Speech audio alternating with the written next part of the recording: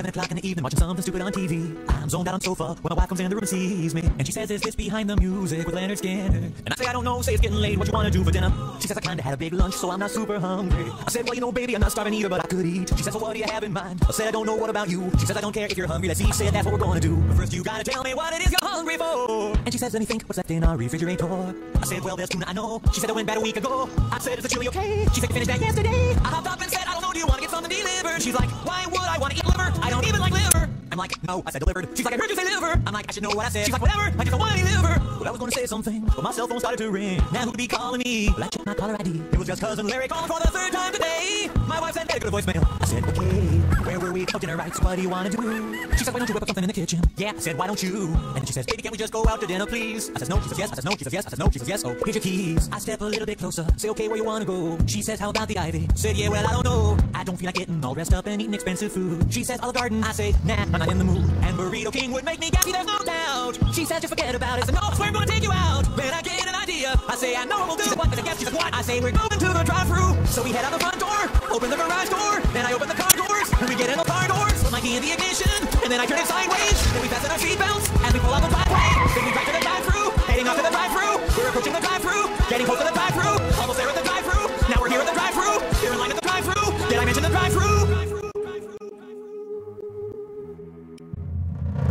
Here we are in the drive-thru line, me and her, cars in front of us, cars in back of us, all just waiting to order. There's some idiot in a Volvo with his brights on behind me. I lean out the window and scream, hey, what you trying to do, blind me? My wife says, maybe we should park, we could just go eat inside. I said, I'm wearing bunny slippers, so I ain't leaving this ride. Now a woman on a speaker box is saying, can I take your order, please? I say, yes indeed, you certainly can. We'd like 2 hamburgers with onions and cheese. Then my wife says, baby, hold on, I've changed my mind. I think I'm gonna have a chicken sandwich instead this time. I said, you always get a cheeseburger. She says, that's not what I'm hungry for. I put my head in my hands and scream, I don't know who you are anymore. The voice on the speaker says, I don't have all day. I said, then take your order, and we'll be on our way. I wanna get a chicken sandwich, and I want a cheeseburger too. She's like, you want onions on that? And yeah, I already said that I do. Plus we need curly fries, and don't you dare forget it. And 2 medium root beers, no, just one will split it. But I said, I'm guessing that you're probably not too bright. So read me back my order, let's make sure you got it right. She says, 1, you want a chicken sandwich? 2, you want a cheeseburger? 3, curly fries and a large root beer. Stop, don't go no further. I never ordered a large root beer, I said medium, not large. Then she says, we're having a special ice cream size you at no charge. Oh, oh.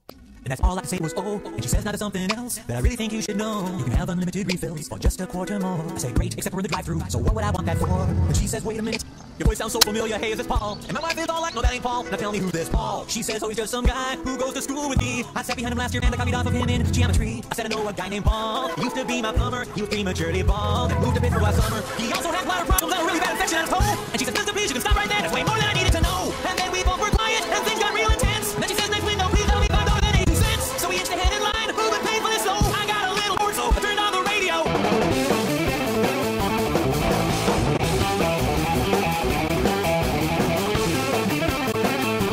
Click, turned it off because my wife was getting a headache. So we both just sat there quietly for her sake. Then I looked at her, and she looked back at me, and I said, I think you have something in your teeth. She turned away from me, and then turned back and said, did I get it? I said, yeah, well I mean, most of it, but hey, don't sweat it. Then she said, how about now? I said, yeah, almost, but still a little bit there, but don't worry, it's probably just a piece of toast. Now we're at the pay window, or whatever you call it. Put my hand in my pocket, I can't believe there's no wallet.